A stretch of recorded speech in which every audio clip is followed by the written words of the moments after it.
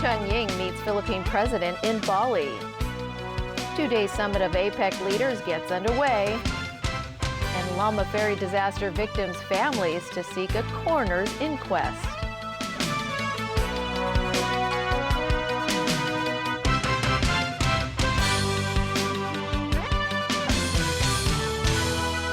Good evening. Leaders of the Asia-Pacific Economic Forum today started a two-day summit aimed at enhancing trade on the Pacific Rim. Summit on the Indonesian island of Bali will cover everything from the economy to security. Alan Bookneer reports. The leaders are hoping to reach agreement on at least some reforms which might help break a logjam in talks at a World Trade Organization meeting in December. At this challenging time, APEC economies should enhance cooperation and partnership. We should redouble effort to sustain our resilience and maintain our role as the pillar and the safety belt of the global growth. APEC's 21 member nations and territories have wide disparities in wealth and development, ranging from tiny Brunei to the U.S. and China, the world's two biggest economies. The region accounts for more than 3 billion people and half of global GDP. One leader noticeably absent is U.S. President Barack Obama, who stayed in Washington to deal with the government shutdown and looming possibility of a debt default. Indonesian President Susilo Bambang Yudhoyono said earlier he understood the situation. We must be at home now to handle the situation in the U.S., but of course, actually we are hoping that Obama should be here, but I fully understand. Russian President Vladimir Putin agreed and said he would do the same in those circumstances. Alan Bookneer, TVB News. Chief Executive Len Chun-Ying had a brief exchange with Philippine President Benigno Aquino today on the sidelines of the APEC summit. Meanwhile, the Foreign Ministry in Beijing expressed regret that the Philippines has ignored demands for a formal apology for the killing of a group of Hong Kong visitors in the 2010 Manila tour bus hostage tragedy. Jenny Lam reports. Chief Executive Len Chun-Ying held meetings with Philippine President Benigno Aquino, Thai Prime Minister Yingluck Shinawatra, and Singapore Prime Minister Lee Hsien Loong this afternoon on the sidelines of the APEC summit in Bali. It is unclear if the CE brought up the hostage-killing issue when he met Aquino. Yesterday, Leung quoted President Xi Jinping as saying that the relevant government departments would follow up on the Hong Kong hostage-killing. In Beijing, Foreign Ministry spokesman Liu Junmin expressed regret that the issue has not been resolved for 3 years. He urged Philippine authorities to address the demands of the victims' families. In a separate development, Hong Kong reporters who tried to ask the Philippine president about the hostage issue yesterday had their press accreditation taken away. The military in Bali verified the identities of the Hong Kong journalists. They included 3 people from Now TV. They were told by Indonesian authorities this afternoon that they would be under close watch. After being questioned for several hours at a police station, they had to move out of the hotel where the APEC meeting is being held. Agence France Presse quoted Indonesian authorities as saying that the Hong Kong journalists posed a security problem. They were said to have behaved as if in a protest when posing a question to the Philippine president. That was described to be beyond the behavior of journalists, and their press passes were confiscated for security reasons. A Philippine presidential spokesman said the journalists in question were not posing a question but interrogating the president. Aquino's bodyguards were said to believe the president's safety was under threat. Jenny Lam, TVB News. Family members of the Lama Ferry disaster victims plan to apply for a coroner's inquest into the deaths. They are not satisfied with the report produced earlier by an independent commission of inquiry. As Ronnie Samtani reports, they want the Marine Department to be held responsible for the tragedy. Relatives of the victims of last year's Lama Ferry disaster have continued to mourn their loved ones. Captains of the two boats involved in the collision are being prosecuted for manslaughter. But the families believe they are not the only ones at fault.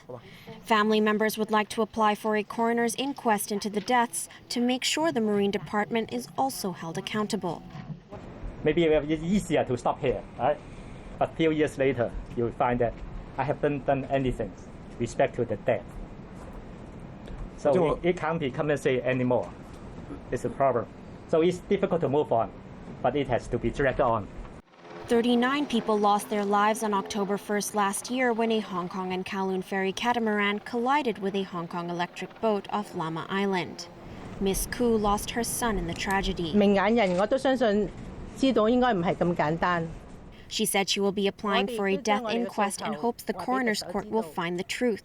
She explained that their actions may seem extreme, but she believes the public should know what the government has done. Legislator James To believes the coroner's court can conduct a more in-depth investigation than the Independent Commission of Inquiry. The focus is to pressurize the government to investigate the criminality, the possible criminality of any government servant, most likely within the Marine Department. We feel that in the Honorable Justice Michael Lun's report, it's very clear that so many Marine Department officers has neglected their duty.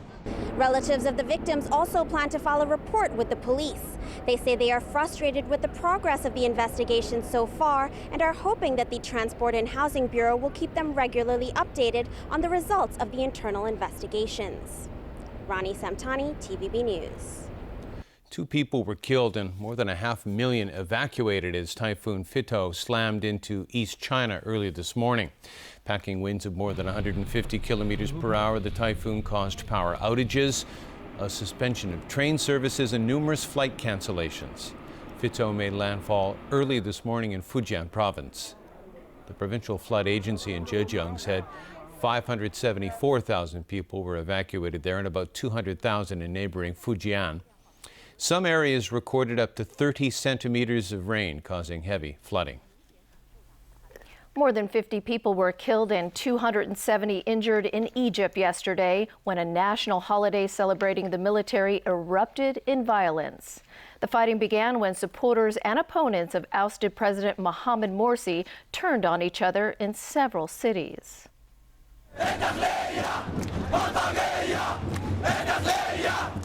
Thousands of members of the recently banned Muslim Brotherhood marched through the capital of Cairo towards Tahrir Square. The problem is, that's exactly where pro-army supporters were gathered to celebrate the 40th anniversary of the 1973 Mideast War with Israel.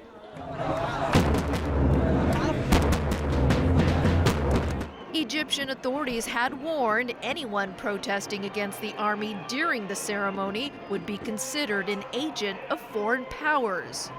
So, Brotherhood supporters only got within 5 city blocks of Tahrir before police began firing tear gas to keep them away.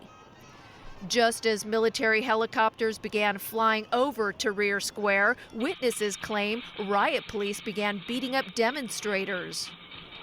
Neighborhoods throughout Cairo look like combat zones after street battles raged for hours. Morsi supporters fired bird shots and threw firebombs at police, who responded with gunshots and tear gas.